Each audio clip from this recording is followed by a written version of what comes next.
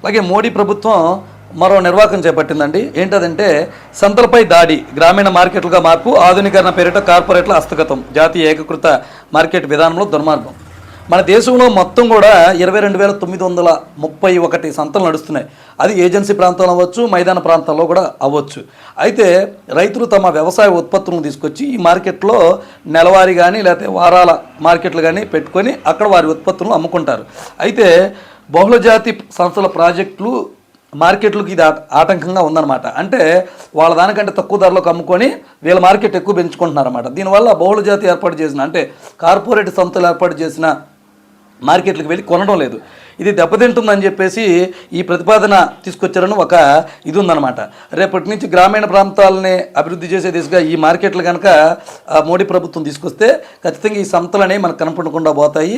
రైతులు గిట్టుబాటు ధరను కూడా వాళ్ళు కోల్పోతారన్నమాట. వాళ్ళు అభివృద్ధి చెందడం అనేది